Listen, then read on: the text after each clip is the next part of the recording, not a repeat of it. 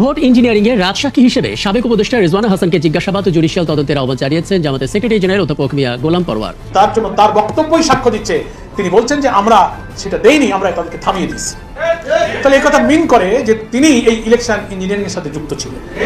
তাই আমরা বলেছি যে আপনার সঙ্গে আর কারা কারা ছিল তাদের নাম জাতির সামনে আপনাকে প্রকাশ করতে হবে। চিচিং ফাঁক করে দিছে, কিভাবে এই নির্বাচনটাকে ওনারা অন্য দলের কাছে দিয়ে দিছে, নির্বাচনটাকে কিভাবে চিচিং ফাঁক করে দিছে সেই ব্যাপারে একটা সাক্ষাৎকার দিছে।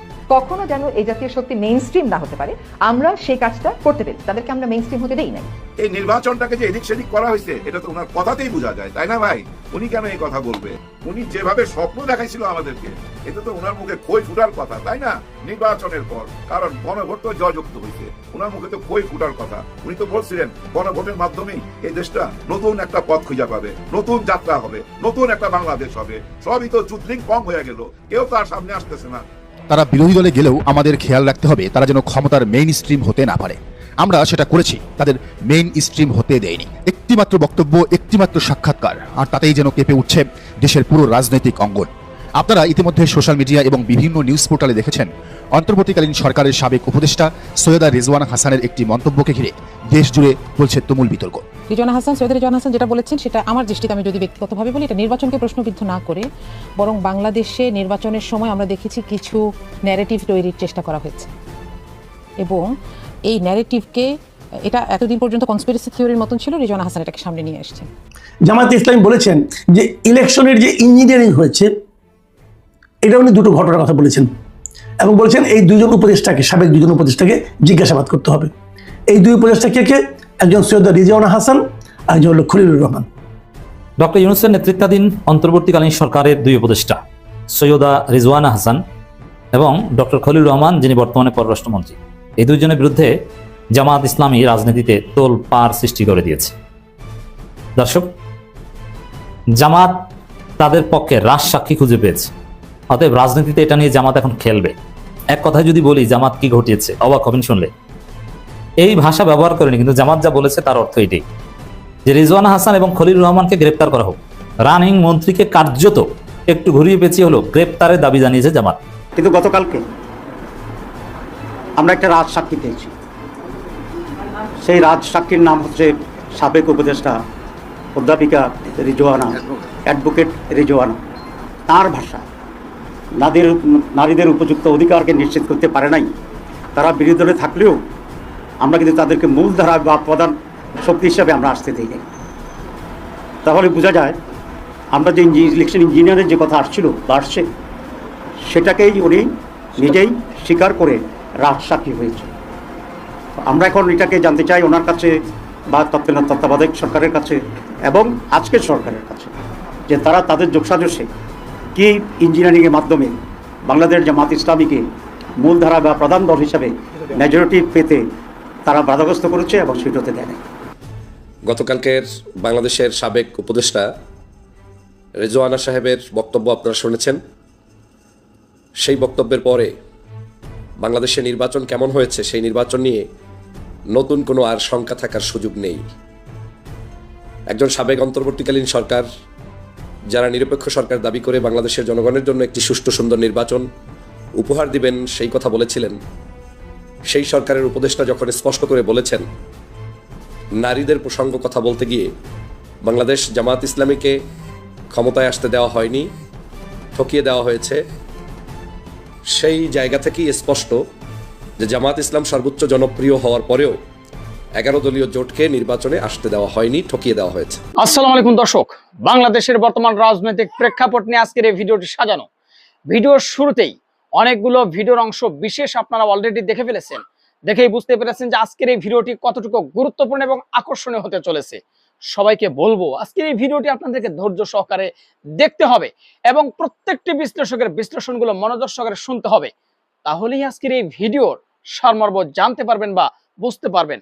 তো চলুন তাহলে কথা না বাড়াই, একটা লাইক দিয়ে সবগুলো ভিডিওর বিস্তারিত আলোচনাগুলো শুনে আসি। আমাদের খেয়াল রাখতে হবে তারা যেন ক্ষমতার মেইন স্ট্রিম হতে না পারে। আমরা সেটা করেছি, তাদের মেইন স্ট্রিম হতে দেয়নি। একটিমাত্র বক্তব্য, একটিমাত্র সাক্ষাৎকার, আর তাতেই যেন কেঁপে উঠছে দেশের পুরো রাজনৈতিক অঙ্গন। আপনারা ইতিমধ্যে সোশ্যাল মিডিয়া এবং বিভিন্ন নিউজ পোর্টালে দেখেছেন অন্তর্বর্তীকালীন সরকারের সাবেক উপদেষ্টা সৈয়দা রিজওয়ানা হাসানের একটি মন্তব্যকে ঘিরে দেশ জুড়ে চলছে তুমুল বিতর্ক। তিনি এমন এক অকপট স্বীকারোক্তি দিয়েছেন যা শুধু নির্বাচনের স্বচ্ছতা নিয়েই প্রশ্ন তুলছে না, বরং অন্তর্বর্তীকালীন সরকারের নিরপেক্ষতার যে শপথ সেটাকেও সরাসরি কাঠগড়ায় দাঁড় করিয়েছে। চ্যানেল ওয়ানের সাংবাদিকের একটি প্রশ্নের জবাবে তিনি যা বলেছেন তা বাংলাদেশের গণতান্ত্রিক ইতিহাসে একটি নজিরবিহীন ঘটনা হিসেবেই লেখা থাকবে হয়তো। প্রশ্ন ছিল, যারা নারীর সমান অধিকার চায় না সেই শক্তির একটা অংশ এখন বিরোধী দলে কিনা।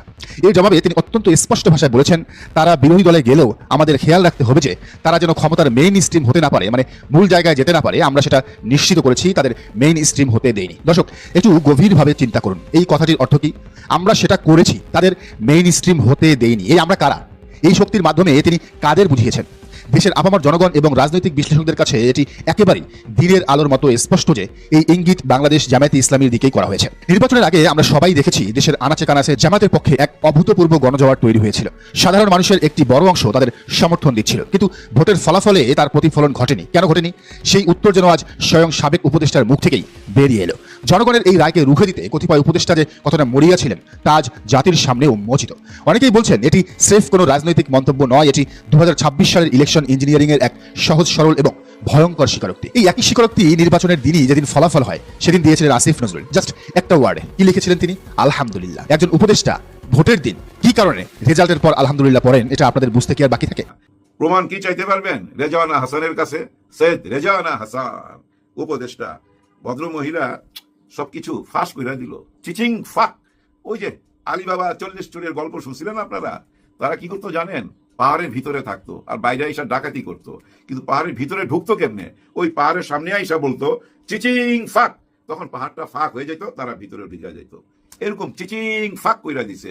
কিভাবে এই নির্বাচনটাকে ওনারা অন্য দলের কাছে দিয়ে দিছে, নির্বাচনটাকে কিভাবে চিচিং ফাঁক কইরা দিছে সে ব্যাপারে একটা সাক্ষাৎকার দিছে। পুরো সাক্ষাৎকারটা আমি শুনছি ভাই, পুরো সাক্ষাৎকারটা আমি মনোযোগ দিয়ে শুনছি। ওইখানে সাংবাদিক কিন্তু ধীরে ধীরে তাকে ওইদিকে নিয়ে গেছে। ওনাকে প্রশ্ন করা হয়েছিল, ওই যে মাজার ভাঙা, বাউলদের উপরে অত্যাচার হলো, আবার এক মাজার থেকে লাশ উঠায়া আগুন দিয়া পোড়ানো, ওইসব ব্যাপারগুলো আলোচনা করতেছিল। তখন উনি বলতেছিল সেই শক্তিকে তো আমরা মাথা চারা দিয়া উঠতে দেই নাই, তাদের বিপক্ষে ছিলাম আমরা, এটাই উনি বলছে। তখন ওই সাংবাদিক খুব কায়দা করে বলতেছে তাদের একটা অংশ তো বিরোধী দল, মানে জামাতের দিকে ইঙ্গিত করছে। তখন উনি বলতেছে, ভদ্র মহিলা বলতেছে, তাদেরকে তো আমরা মেইন স্ট্রিমে আসতে দেই নাই, মানে মূল ধারায় আসতে দেই নাই, রুইখা দিছি। এর অর্থ কি জানেন? নির্বাচনে রুইখা দিছি, এটাই তো বোঝা গেল। এখন এটার উত্তর তো ওনাকে দিতেই হবে। উনি তো শপথ করছিল কোন রকম কারো পক্ষে যাবে না, নিরপেক্ষ থাকবে, এই শপথ কইরাই তো ওই চেয়ারে বসছিল। কিন্তু উনি যে কথাটা বললেন, উনি তো নিরপেক্ষ না। এবং জামাত ইসলামের নারীদের কি অবস্থান সেটা নিয়ে উনি খুব চিন্তিত, ওইটা নিয়ে উনি বর্তমানে কাজ করতেছে। কারণ উনি হচ্ছে আসলেই শাহবাগী। অতীতে বোধহয় শাহবাগে ওনার যাওয়া আসা ছিল, কথাবার্তা ওই শাহবাগীদের মতো। এখন উনি যেটা বলছে এটা তো রাজ সাক্ষী হয়ে গেল। জামাত ইসলাম দাবি করছে যে উনি আমাদের রাজ সাক্ষী। এই নির্বাচনটাকে যে এদিক সেদিক করা হয়েছে এটা তো ওনার কথাতেই বোঝা যায়, তাই না ভাই? উনি কেন এই কথা বলবে? কখনো যেন এই জাতীয় শক্তি মেইন স্ট্রিম না হতে পারে, আমরা সেই কাজটা করতে পেরেছি, তাদেরকে আমরা মেইন স্ট্রিম হতে দেই নাই। এখন দেখেন ওনার এই কথায় কিন্তু ডক্টর ইউনূস স্যারও কলঙ্কিত হচ্ছে। হ্যাঁ, ডক্টর ইউনূস স্যার কি জানতো না ওনার ভিতরে ভিতরে ওনার উপদেষ্টারা যে এসব আকাম কুকাম করতেছিল? এটা কি জানতো ডক্টর ইউনূস স্যার? মনে হয় না জানতো। ওনাকে অন্ধকারে রাইখাই করা হয়েছে, যার জন্য দেখেন না উনি একদম চুপ, বোবা হয়ে গেছে, কোনো কথাবার্তা নাই। উনি যেভাবে স্বপ্ন দেখাইছিল আমাদেরকে, এতে তো ওনার মুখে খই ফুটার কথা, তাই না? নির্বাচনের পর, কারণ গণভোট তো জয়যুক্ত হয়েছে, ওনার মুখে তো খই ফুটার কথা। উনি তো বলছিলেন গণভোটের মাধ্যমেই এই দেশটা নতুন একটা পথ খুঁজে পাবে, নতুন যাত্রা হবে, নতুন একটা বাংলাদেশ হবে। সবই তো চুদলিং পং হয়ে গেল, কেউ তার সামনে আসতেছে না। আজকে আমি দেখলাম আদালত পাড়ায় একজন দাবি করতেছে, উনি হয়তো পুলিশের পক্ষের উকিল, উনি বলতেছে আবু সাইদ কোনো গুলি টুলি খায় নাই, ওনার জামা কাপড়ের মধ্যে কোনো গুলির ছিদ্রি নাই। আবু সাইদ শহীদ কিভাবে হইলো এটা নিয়ে উনি বিরাট প্রশ্ন তুলে ধরছে, একদম প্রথমেই হাত দিছে, দেখছেন? এরপরে একে একে সব কিছু বুঝাই দিবে যে কেউ শহীদ হয় নাই, আর যারা পঙ্গু হয়েছে ওরা নিজেরা মারামারি করে পঙ্গু হয়েছে, এটাই বুঝাই দিতে চাইতেছে। এ হচ্ছে নতুন বাংলাদেশ। ডক্টর ইউনূস স্যার, এই বাংলাদেশের স্বপ্নই কি আপনি দেখাইছিলেন, নাকি আপনি ব্যর্থ? আপনি ব্যর্থ না সফল? একটা বক্তব্য তো দিতেই হয়। কেউ ভাই ওনার একটা সাক্ষাৎকার নেন, ওনার কিছু কথা শুনতে চাই। ওনার ডাইন হাতের কথা তো শুনতেছি, ওনার ডাইন হাত আর বাম হাত ছিল কে? আসিফ নজরুল সাহেব, আর ওই যে আমেরিকা থেকে হায়ার করে আনছিল খলিল সাহেব, খলিলুর রহমান খলিল, আমাদের একজন অভিনেতা ছিল, ওর চেয়েও বড় অভিনেতা তো এই খলিল সাহেব। উনিও কিন্তু শপথ ভঙ্গ করছে। শপথ নেবার সময় উনি বলছিল নিরপেক্ষ থাকবে, শুধু একটা নির্বাচন কইরা দিবে। নির্বাচনের মাধ্যমে কাউকে ক্ষমতায় না, তাদের ওইখানে যায় আবার পররাষ্ট্রমন্ত্রী হওয়া, প্রতিরক্ষা মন্ত্রী হওয়া, বিরাট বড় ব্যাপার। এইটাই তো ছিল আপনার মনের ভিতরে ফোন দিয়ে। হ্যাঁ, এটাই ছিল। এখন বোঝা যায়। কেন বোঝা যায় আমি একটু বুঝায় বলতেছি। দেখেন, প্রথম আলোতে আগুন দেওয়া হয়েছে, এটা আমরা সবাই জানি। অনেক আমরা এই ব্যাপারটা মাইনা নিতে পারি নাই যে ভাই আগুন দেওয়া, এবং ভিতরে অনেক সাংবাদিক আটকা পড়ছিল, সেটা নিয়েও কিন্তু আমরা অনেক ভয়ে ছিলাম। যাই হোক, জানের উপর দেওয়া যায় নাই, মালের উপর দেওয়া গেছে। কিন্তু এখন দেখতে আসি ওই পোড়া মালগুলাকে জাদুঘর বানায়া সবাইকে ডাইকা ডাইকা দেখাইতেছে। কিন্তু কথা ছিল ডক্টর ইউনূস স্যার, কথা তো ছিল গত 16 বছরের কি কি আকাম কুকাম হয়েছে এবং 36 দিনে ফ্যাসিবাদ সরকার কি কি হত্যাকাণ্ড চালাইছে, এই সব কিছু নিয়ে একটা জাদুঘর বানাইবেন। সেই জাদুঘরে আপনাদেরকে যাইতেও দেখলাম আমরা একদিন। ওইখানে সালাউদ্দিন সাহেব গেছে, ডক্টর ইউনূস স্যার গেছে, নাহিদ ইসলাম গেছে, সবাই গেছে। আপনারা জাদুঘরটা দেখলেন, কিন্তু ওই জাদুঘরটা তো আমরা দেখতে পাইলাম না। এখন আমরা দেখতে পাচ্ছি প্রথম আলোর জাদুঘর। এখন প্রথম আলোর জাদুঘর নিয়ে আমার একটা কথা, ওইখানে যায়া এই খলিল সাহেব আর আসিফ নজরুল সাহেব দাঁড়ায় গেছে, পাশে ছিল মহামান্য স্বরাষ্ট্রমন্ত্রী। ওইখানে খলিল সাহেব আর আসিফ নজরুল সাহেব কাদের উপরে দোষ চাপাইবার জন্য ওইখানে দাঁড়াইছিলেন? ঘটনা কি আপনাদের? আপনারাই তো ক্ষমতায় ছিলেন যখন এটা আগুন দিয়ে পোড়ানো হয়। আসিফ নজরুল সাহেব আপনি ছিলেন আইনমন্ত্রী, আর খলিল সাহেব ছিলেন প্রতিরক্ষা উপদেষ্টা। মন্ত্রী তো না, দুজনই উপদেষ্টা। তার মানে কি পুলিশ, আর্মি, র্যাব সবকিছু তো খলিল সাহেবের অধীনে এবং এই আসিফ নজরুল সাহেবের অধীনে। ওনারাই তো ছিলেন দুই দিকে, তাই না? তাইলে ওই দুজন ওইখানে যায় কার বিরুদ্ধে কথা বলতেছেন? আপনারা কেন অ্যাকশন নিলেন না ওই টাইমে? তার মানে কি এই আগুন পোড়ানোর পিছনে আপনাদেরও হাত আছে। এখন যেহেতু দেখছেন নতুন একটা সরকার আসছে, ওইখানে যায় এখন ওই পক্ষের হয়ে যাইতে চাইতেছেন। আপনারা বুঝাইতে চাইতেছেন আমরা এই পক্ষের। একদম তো সরাসরি মন্ত্রীর পদ নিয়েই চলে গেছে আসিফ নজরুল সাহেব, আপনি মিস ফায়ার হয়ে গেছেন। সবাই ভাই শপথ নেয় আর শপথ ভঙ্গ করে। আমাদের যে মহামান্য রাষ্ট্রপতি মানে প্রেসিডেন্ট, উনিও কিন্তু শপথ নিছিল কোনো কিছুই প্রকাশ করবে না, রাষ্ট্রীয় গোপনীয়তা রক্ষা করবে, কিন্তু উনিও গোপনীয়তা ফাঁস করে দিছে। সবাই কিন্তু বেআইনি কাজ করতেছে, কিন্তু কেউ আটকা পড়তেছে না। ওই মাকড়সার জালের মতো সব গরিবের জন্য, ছোট ছোট পোকামাকড়ের জন্য বড় বড় রাঘব বোয়াল, বড় বড় জানোয়াররা ওই মাকড়সার জাল ভেদ করে পার হয়ে যেতেছে, খুব ভালোভাবে পার হয়ে যেতেছে। আর আমরা দেখতেছি কেউ কিছু বলতে পারতেছি না। যাই হোক, ভিডিওটা শেষ করার আগে শুধু এইটুকুই বলবো যে ভাই, আপনি যদি কোনো অন্যায় করে থাকেন, অপরাধ করে থাকেন, সেটা আপনার মুখ দিয়ে একদিন বাইর হবেই, যে কোনো অ্যাঙ্গেলে হোক বাইর হবে। যেভাবে এই যে রেজওয়ানা হাসানের মুখ দিয়ে বাইর হয়ে গেছে, ষড়যন্ত্র করছে এই নির্বাচনটা নিয়ে, এটা ওনার কথা থেকেই তো বোঝা গেছে। উনি নিজেই বলতেছে, ওনার স্বীকারোক্তি আছে। এখন উনি কি একা ছিল এখানে? না, একা সম্ভব না। আর কারা কারা ছিল সেটা আমরা জানতে চাই। দেখেন, একটা টাইমে কিন্তু জামাত বলছিল ওনাদের কাছে কয়েকজনের অডিও কল রেকর্ড আছে। আবার জামাত ইসলাম এই কথাও বলছে যে আমরা সংসদে যায়া মহামান্য রাষ্ট্রপতির অনেক কিছু ফাঁস করব। উনি অনেক কিছু লুকাইছে, অনেক কিছু উনি বলে নাই জনগণের সামনে, সেটা আমরা জনগণের সামনে তুলে ধরবো। এটা কিন্তু মাথায় রাখবেন। আমরা অপেক্ষায় রইলাম জামাত ইসলাম কি গোপন কইরা গেছে, যেটা সংসদে যায় ফাঁস করবে রাষ্ট্রপতির ব্যাপারে। যাওয়ার আগে শুধু বইলা যায় ভাই, কেউ ঘাবড়াবেন না, গণভোট বিফলে যাবে না, গণভোট বিফলে যাইতে পারে না। সবকিছু তো ওয়াদা করা, লিখিত প্রমাণ আছে, সবাই সিগনেচার করছে এই গণভোটের জন্য। দেখি না আমাদের হাইকোর্ট থেকে কি রায় আসে। নিশ্চয়ই হাইকোর্ট থেকে মানুষের বিরুদ্ধে যাবে, মানুষের মনে ক্ষোভ জন্ম নিবে, এরকম কোনো রায় আসতে পারে না। আর আমরা কারো কাছে তো করুণা চাচ্ছি না, এরকম করুণার ব্যাপার না তো। আমরা আমাদের অধিকার চাচ্ছি। আমরা যে ভোটটা দিলাম গণভোট, সেই গণভোটের অধিকার চাই আদালতের কাছে, উচ্চ আদালতের কাছে আর উপরওয়ালার কাছে। সবার জন্য সবাই দোয়া করবেন। ডক্টর ইউনূসের নেতৃত্বাধীন অন্তর্বর্তীকালীন সরকারের দুই উপদেষ্টা সৈয়দা রিজওয়ানা হাসান এবং ডক্টর খলিল রহমান, যিনি বর্তমানে পররাষ্ট্রমন্ত্রী, এই দুইজনের বিরুদ্ধে জামাত ইসলামী রাজনীতিতে তোলপাড় সৃষ্টি করে দিয়েছে। দর্শক, জামাত তাদের পক্ষে রাজসাক্ষী খুঁজে পেয়েছে। অতএব রাজনীতিতে এটা নিয়ে জামাত এখন খেলবে। এক কথায় যদি বলি জামাত কি ঘটিয়েছে, অবাক হবেন শুনলে। এই ভাষা ব্যবহার করেনি, কিন্তু জামাত যা বলেছে তার অর্থ এটাই যে রিজওয়ানা হাসান এবং খলিল রহমানকে গ্রেপ্তার করা হোক। রানিং মন্ত্রীকে কার্যত একটু ঘুরিয়ে পেঁচিয়ে হলো গ্রেপ্তারের দাবি জানিয়েছে জামাত। শালা কোন লেভেলে চলে গেছে এবার বুঝছেন?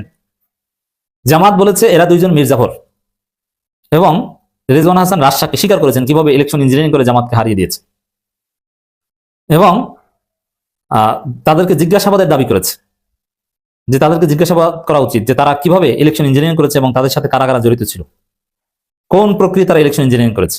যদিও মজার বিষয়, দাবিটা করেছে সরকারের কাছে, কারণ এই সরকার নিজেরাই তো এর সাথে জড়িত। তারা কি এটা জিজ্ঞাসাবাদ করবে বা করলেও কি সঠিক কিছু বের হবে? না, এটা জিজ্ঞাসাবাদ করবে বা গ্রেপ্তার করবে এই জন্য না, এটা রাজনৈতিক খেলা। কারণ বিএনপি সরকারের কাছে দাবি করে তো লাভ নেই। এমন যদি হতো যে ইউনূস সরকার ক্ষমতায়, এই দুইজন উপদেষ্টা পদে নাই, তাহলে একটা প্রশ্ন ছিল, অথবা অন্য কোনো সরকার এসেছে। অর্থাৎ বিএনপি কারচুপির বিচার করবে, এটা তো অসম্ভব। বাংলাদেশ এত ভালো কি বিএনপি? তাহলে এটার তাৎপর্য কি? এই যে কার্যত গ্রেপ্তারের দাবি করেছে, এটা নিয়ে জামাত বিএনপিকে আচ্ছা মতো দলাই দেবে। সংসদের বাইরে বিএনপিকে অনেক ভুগতে হবে। এই কলঙ্ক বিএনপিকে বয়ে চলতে হবে যে তারা ইলেকশন ইঞ্জিনিয়ারিং করে ক্ষমতা এসেছে, তার প্রমাণ জামাতের হাতে আছে। এবং যারা ইঞ্জিনিয়ারিং করেছে এতে কি হবে? এতে জামাতের অনেক কিছু মানতে বাধ্য হবে বিএনপি। এটা নিয়ে বিএনপির সাথে জামাত নেগোসিয়েশন করবে যে এটা দাও, নইলে কিন্তু এই কিভাবে কারচুপি করেছে এটা নিয়ে তোলপাড় সৃষ্টি করবো। দর্শক, রিজওয়ানা হাসানের বক্তব্য ছিল কমপক্ষে আরো 2 দিন আগে একটা চ্যানেলের সাথে, ইউটিউবে 2 দিন আগে এসেছে, কিন্তু গতকাল রাত থেকে হঠাৎ বিষয়টা সামনে এসেছে। এটা জামাতের একটা ফেলিউর যে জামাত রিজওয়ানা হাসানের বক্তব্য সাথে সাথে এটা নিয়ে রাজনীতি করতে পারেনি, সোশ্যাল মিডিয়া ভাইরাল হয়েছে তারপরে করেছে। মানে জামাতের নিজস্ব আলাদা যে পিআর টিম বা মিডিয়া টিম, তারা চারদিকে সজাগ দৃষ্টি রাখতে পারে না। ইন্ডিপেন্ডেন্ট অ্যাক্টিভিস্টরা যা ভাইরাল করেন ওইটা নিয়ে তাদেরকে সংবাদ সম্মেলন করতে হয়। জামাত আশা করে এখান থেকে শিখবে। যাই হোক, জামাত পারফেক্ট সংবাদ সম্মেলন করেছে। এই যে খলিলুর রহমান এবং রিজওয়ানা হাসানকে কার্যত ঘুরিয়ে পেঁচিয়ে গ্রেপ্তারের দাবি করেছেন, এটি অসাধারণ রাজনীতি, এটি তাদের সর্বোচ্চ পর্যায়ের রাজনীতি। তো দর্শক, শুধু এটা না, এই ডেপুটি স্পিকার পদ নেওয়া, সংবিধান সংস্কার পরিষদের সদস্য হিসেবে শপথ নেওয়া থেকে শুরু করে নানান বিষয় নিয়ে জামাত মুখ খুলেছে। ডাক্তার সৈয়দ আব্দুল্লাহ মোহাম্মদ তাহের সংবাদ সম্মেলন করেছে। এক কথায় বিএনপি তো কার্যত লেজিটিমেসি ক্রাইসিসে ভুগবে। এটা নিয়ে অন্তর্বর্তী সরকারের 2 উপদেষ্টা বাংলার নতুন মির্জাফর জামাত বলেছে আমরা রাজসাক্ষী পেয়েছি, তিনি হচ্ছেন সৈয়দা রিজওয়ানা হাসান। রিজওয়ানা হাসান যতই এটা ধামাচাপা দেওয়ার চেষ্টা করুক কোনো লাভ নাই, পারবে না। তো দর্শক, অন্তর্বর্তী সরকারের 2 উপদেষ্টা বাংলার নতুন মির্জাফর, ত্রয়োদশ জাতীয় সংসদ নির্বাচন সুষ্ঠু হয়নি দাবি করে সাবেক অন্তর্বর্তী সরকারের 2 উপদেষ্টাকে বাংলার নতুন মির্জাফর আখ্যা দিয়েছে জামাত ইসলামী। দলটি নায়েবে আমির সৈয়দ আব্দুল্লাহ মোহাম্মদ তাহের এক সংবাদ সম্মেলনে এই মন্তব্য করেন। এখানে এটার একটা তাৎপর্য হচ্ছে, হয় বিএনপিকে জামাতের পা ধরে দেশ চালাতে হবে, নইলে জামাতের উপর ফেসিবাদী স্টাইলে নির্যাতন করতে হবে, নইলে ক্ষমতা ছেড়ে চলে যেতে হবে। আর ফেসিবাদী স্টাইলে নির্যাতন করলে বিএনপি গণঅভ্যুত্থানে পতন হবে, এবং সেটা 1.5 বছরের মধ্যে 2028 সালের এপ্রিলের মধ্যে। এখানে আওয়ামী লীগ এসেই ঘটনা ঘটিয়ে দেবে। অতএব জামাত এই বিষয়টা সামনে এনে বিএনপিকে কঠিন চাপে রাখলো। এখন কারচুপি হয়েছে, ইলেকশন ইঞ্জিনিয়ারিং, এর ফলে তার ফলাফল পরিবর্তন হবে না, অথবা এর ফলে তো আর বিএনপি সরকার চলে যাবে না বা নতুন কোনো ইলেকশন হবে না, কিন্তু বিএনপি চাপে পড়বে, বিএনপি লেজিটিমেসি ক্রাইসিসে পড়বে, এবং এটা চাইলে জামাত এটার মাধ্যমে বিএনপি কঠিন বেকায়দায় ফেলতে পারবে। অতএব আবারও বলছি যে জামাতের পা ধরে দেশ চালানো ছাড়া বিএনপির সামনে কোনো উপায় নাই, বিএনপি ধরা খাবে। জামাতের নায়েব আমির বলেন 53টি আসনে ভোট গ্রহণ নিয়ে অভিযোগ আছে জামাতের। সাবেক উপদেষ্টা সৈয়দা রিজওয়ানার বক্তব্যের মাধ্যমে বিগত সরকারের ইলেকশন ইঞ্জিনিয়ারিং এর প্রমাণ পাওয়া গেছে। তিনি বলেন ইলেকশন ইঞ্জিনিয়ারিং অভিযোগের ব্যাপারে জাতির কাছে তাদেরকে জবাবদিহি করতে হবে, স্পষ্ট করতে হবে অন্তর্বর্তী সরকারকে। বর্তমান পররাষ্ট্রমন্ত্রী খলিলুর রহমান ছিলেন লন্ডনের ষড়যন্ত্রের মূল হোতা। বর্তমান সরকার ক্ষমতায় আনতে তিনি বিগত সরকারের মধ্যে নানা ষড়যন্ত্র করেছেন। এখানে ডক্টর খলিলুর রহমানকে সরিয়ে দেওয়ার দাবি করেছে জামাত। তাহলে বিএনপি কতটা বেকায়দায় করেছে? আর এগুলো কি একদম স্পষ্ট চোখের সামনে ভিভিড সহজে ইন্টেলিজিবল প্রমাণ, একজন শিশু বুঝতে পারে যেখানে কিভাবে কারচুপির মাধ্যমে বিএনপি ক্ষমতা আসে। বাস্তবে একদম ফেয়ার ইলেকশন হলেও হয়তো বিএনপি ক্ষমতায় আসতো, কারণ আওয়ামী লীগের ভোটটা বিএনপি ম্যানেজ করে নিতে পেরেছে, কারচুপি করা লাগতো না। আমি বলছি না যে একদম ফেয়ার ইলেকশন হলে জামাতই ক্ষমতায় চলে আসতো না, কারণ জামাত আওয়ামী লীগের ভোট ক্যাশ করতে ব্যর্থ হয়েছে। ওভারঅল জামাতের ভোট বিএনপির চেয়ে বেশি ছিল, আর আওয়ামী লীগের ভোট জামাত নিতে পারবে এটা ইট ওয়াজ ভেরি টাফ। এই জন্য আমি ধরে নিলাম যে বিএনপি ক্ষমতায় আসতো। কিন্তু বিএনপি পথিমধ্যে আকামটা করতে যে পুরো ক্ষমতাকেই প্রশ্নবিদ্ধ করেছে। জামাত চাইলে আওয়ামী লীগকে সাথে নিয়ে এই নির্বাচনকে প্রশ্নবিদ্ধ করে বিএনপিকে জয় বাংলা করে দিতে পারবে। এতটা বেকায়দায়, এতটা কঠিন পরিস্থিতিতে বিএনপি আছে। ডাক্তার তাহের বলেন সাবেক এই উপদেষ্টারা জাতীয় সুষ্ঠু নির্বাচন আকাঙ্ক্ষাকে ভণ্ডুল করে দিয়েছে। তারা বাংলাদেশের নতুন মির্জাফর ইলেকশন ইঞ্জিনিয়ারিং অভিযুক্ত সাবেক উপদেষ্টাকে আইনের মাধ্যমে জিজ্ঞাসাবাদ করতে হবে। তো শব্দটা একটু ঘুরিয়ে বলেছে, আইনের মাধ্যমে জিজ্ঞাসাবাদ করতে হবে, এর সরল অর্থ তাদেরকে গ্রেপ্তার করতে হবে। রানিং মন্ত্রীকে গ্রেপ্তারের দাবি জানিয়েছে কার্যত জামাত।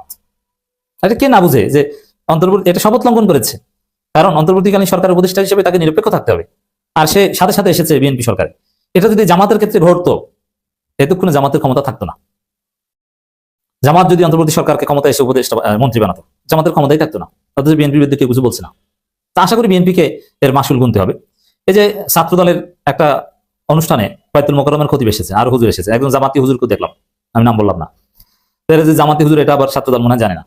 এরা কোরআন তেলাওয়াত অনুষ্ঠান করে, দেখা যায় যে যারা পুরস্কার পাবে এরা সবাই শিবির। এবার এই জন্য বাচ্চাদের নিয়ে আয়োজন করেছে। তো এখানে নারী নেত্রীদের ছাত্রদল সভাপতি স্টেজ থেকে নামিয়ে দিয়েছেন, কারণ কি বাইতুল মোকাররমের খতিব এসেছেন। এই কাজ যদি শিবির করতো, এতক্ষণে রাজপথে মিছিল নেমে যেত। বাংলাদেশের রাজনীতি একটা ভণ্ডামি চলছে। তা আশা করি এইসব ভণ্ডামির ফল বিএনপিকে পেতে হবে।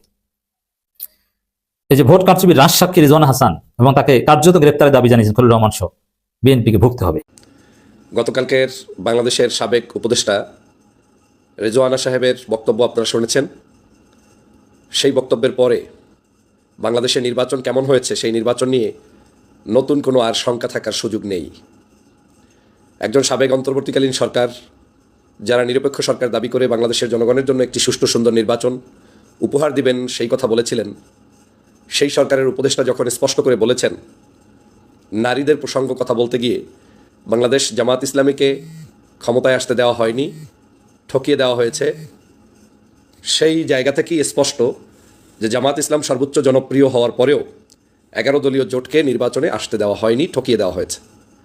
ইলেকশন ইঞ্জিনিয়ারিংটা যে কোথায় হয়েছে সেটা আপনারা ইতিমধ্যে বিভিন্ন জায়গায় দেখেছেন, কিন্তু গতকালকের রেজওয়ানার বক্তব্যের পরে স্পষ্ট হলেন যে ইলেকশন ইঞ্জিনিয়ারিংটা মূলত হয়েছে সরাসরি সরকারের যারা তৎকালীন সময় দায়িত্বে ছিলেন তার মধ্যে একটি বড় ধরনের সিন্ডিকেট, হতে পারে ফুল টিম সরকারসহ সিন্ডিকেট, হতে পারে রেজওয়ানাদের মতো কিছু ব্যক্তি যারা এই সিন্ডিকেটের সাথে সম্পৃক্ত।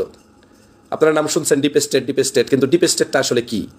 এটা খায় না মাথায় দেয়? এটা কোত্থেকে এসেছে? কারা এটা করছে? এ নিয়ে কিন্তু জনমনে বেশ প্রশ্ন রয়েছে। এই ডিপ স্টেট গতকালকের রেজওয়ানার বক্তব্যের পরে ক্লিয়ার হলেন, ডিপ স্টেট মানে এরাই কলাকৌশলী করে এদের সাথে যে টিম রয়েছে সেই টিম বাংলাদেশের বিভিন্ন জায়গায় যেখান থেকে প্রভাব বিস্তার করলে একটা জায়গায় একটা দলকে রাষ্ট্র ক্ষমতায় আসতে বাধা প্রদান করা যায়, চেপে ধরে রাখা যায়, তারাই সেই কাজগুলো করেছে। আজকের সেই রেজওয়ানার বক্তব্যের পরে আমি স্পষ্ট করেই বলতে পারি, নির্বাচনের কয়েকদিন আগে আপনারা দেখেছিলেন জামাত আমিরের এক্স অ্যাকাউন্ট হ্যাক হয়েছিল এবং সেখান থেকে একটি নারী বিদ্বেষী মানে তাদের সোকল্ড যে তারা বর্ণিত করেছিলেন এবং সেটা দিয়ে সারা বাংলাদেশে হৈহুল্লোড় তৈরি করেছিলেন। মূল উদ্দেশ্যটাই ছিল একটা প্ল্যানের অংশ হিসাবে, কারণ তার বক্তব্যের সাথে আপনি লিঙ্ক খুঁজেন।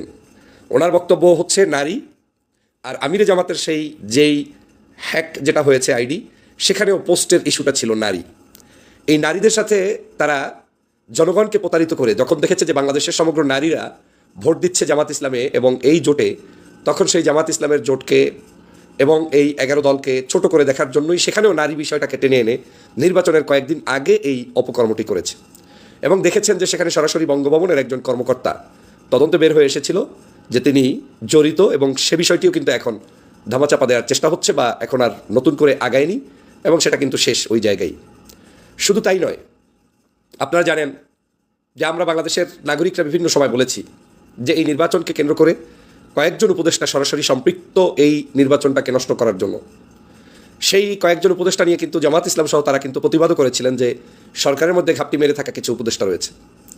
তারপরেও অনেকেই নির্বাচন সুষ্ঠু হোক, পরবর্তীতে বাংলাদেশের সেই ফ্যাসিবাদের পুনর্জাগরণ না হোক, এই জাতীয় স্বার্থের কারণে সবাই মিলে নির্বাচনের পথেই কিন্তু পা বেরিয়েছে। আপনারা দেখেছেন নির্বাচনটা যে একেবারে পরিকল্পিত, ওর আরেকটা এক্সাম্পল হচ্ছে নির্বাচন শেষ ওই দিনই বাংলাদেশের যখন মন্ত্রিপরিষদের আলোচনায় নাম আসলো যে কারা কারা নতুন মন্ত্রিপরিষদ হবেন, তখন সেই ডক্টর খলিলুর রহমান সাহেবের নাম চলে আসছেন, যিনি এখন বর্তমান পররাষ্ট্র মন্ত্রণালয়ের দায়িত্ব পালন করছেন পররাষ্ট্রমন্ত্রী হিসেবে। তৎকালীন সময়ে নিরাপত্তা উপদেষ্টা হিসেবে তিনি দায়িত্ব পালন করেছেন। এবং আমার এখনও মনে আছে যে কতটা গুপ্তচরগিরি তিনি সেখানে করেছেন, যে তিনি যখন ওখানে দায়িত্ব পালন করছেন তখন তাকে বিএনপির পক্ষ থেকেও বাধা প্রদান করা হয়েছিল যে এই লোকটি এখানে কেন, এবং জনাব সালাউদ্দিন সাহেব যিনি এখন বর্তমান সময়ের স্বরাষ্ট্রমন্ত্রী, তিনি তখন তার বিরুদ্ধে স্পষ্ট বলেছিলেন, বক্তব্য দিয়েছিলেন। তার মানে কতটা ডিপ স্টেটের লোক তিনি, যে তাকে সালাউদ্দিন সাহেবও চেনেন নাই, অথবা সালাউদ্দিন সাহেবকে অভিনয় করে বলতে হয়েছে তার বিরুদ্ধে, যাতে করে এই বক্তব্যটার মাধ্যমে আপনারা যারা বিপরীত জায়গায় রয়েছেন জামাত কিংবা অন্য দলের, তারা যাতে আবার খলিল সাহেবের পক্ষে থেকে ওনাকে দায়িত্ব পালনের তৎকালীন সময়ের দায়িত্বের জন্য তার পক্ষে থাকেন, আর বিএনপি বিরোধিতা করে তার জন্য দেখিয়েছে লোকটা আমাদের না, লোকটা তাদের। এবং সর্বশেষ দেখা গেল লোকটা কার সেটার প্রমাণ ওই যে মানে আর সহ্য হলো না, লোকটাকে একদিনের মধ্যেই নিতে বাধ্য হয়েছে বিএনপি, তাকে কিন্তু মন্ত্রিপরিষদের সদস্য করা হয়েছে। এখন কিন্তু নির্লজ্জভাবে এই যে একটি কাজ করা হয়েছে, এই কাজটি এখন কেউ সমালোচনায় আনবে না, আলোচনায় আনবে না। আপনারা নিজেরাই দেখেন যে আপনি নিজে যেই ব্যক্তি নিয়ে সমালোচনা করলেন, সেই ব্যক্তি এখন কিভাবে একদিনের মধ্যে রাষ্ট্রের পররাষ্ট্র উপদেষ্টা হয়। যোগ্যতার মাপকাঠিতে একজন ব্যক্তিকে আপনি নিয়োগ দিতেই পারেন, যে কোনো ব্যক্তিকে যে কোনো জায়গা থেকে, কিন্তু একটি সুষ্ঠু সুন্দর নির্বাচনের স্বার্থে মানে যেখানে পর্যন্ত আলোচনা এসেছে যে ডক্টর মোহাম্মদ ইউনূসের মতো ব্যক্তিও, তাকে রাষ্ট্রের প্রয়োজনে আমরাই বলেছিলাম তাকে দরকার, জামাত আসুক বিএনপি আসুক তাকে রাখুক, তার মতো ব্যক্তি পর্যন্ত বারবার বলেছেন যে আমি রাষ্ট্রীয় কোনো দায়িত্বে আসতে চাই না, নেক্সট গভর্নমেন্টে থাকবো না, এবং সেটা কিন্তু সাংবাদিকদেরকেও বলে দেওয়া হয়েছে। সেই জায়গায় খলিলুর রহমান সাহেব এখানে ঢোকার মধ্য দিয়ে প্রমাণ হয় যে এটা একটা চুক্তির অংশ হিসেবে উনি এখানে প্রবেশ করেছেন। প্রিয় ভাইয়েরা বোনেরা, আপনারা জানেন যে নির্বাচনটার যে ইলেকশন ইঞ্জিনিয়ারিংটা হয়েছে, এত বড় একটি ইঞ্জিনিয়ারিং, যেটা দর্শক আশা করি সবগুলো ভিডিওই দেখেছেন এবং সকল বিশ্লেষকদের বিশ্লেষণগুলো মনোযোগ সহকারে আপনারা শুনেছেন। তো প্রত্যেকটি বিশ্লেষকের বিশ্লেষণগুলো শোনার পরে আপনারা কি জানলেন বুঝলেন অবশ্যই আপনাদের মূল্যবান মতামত আজকের এই ভিডিওর কমেন্ট বক্সে জানিয়ে দিন। আর হ্যাঁ, পারলে ভিডিওটি শেয়ার করে সবাইকে দেখার সুযোগ করে দিন। আর আমাদের এই channel Nasir Islamic media centre যদি আপনারা নতুন হন, প্রতিনিয়ত এ ধরনের গরম গরম খবরগুলো পেতে আমাদের এই চ্যানেলটি সাবস্ক্রাইব করে আমাদের সাথে থাকুন। ইতিমধ্যে যারা অলরেডি সাবস্ক্রাইব করে দিয়েছেন সবাইকে অসংখ্য ধন্যবাদ জানিয়ে ভিডিওটি এখানে শেষ করছি। ভালো থাকবেন সবাই, আল্লাহ হাফেজ।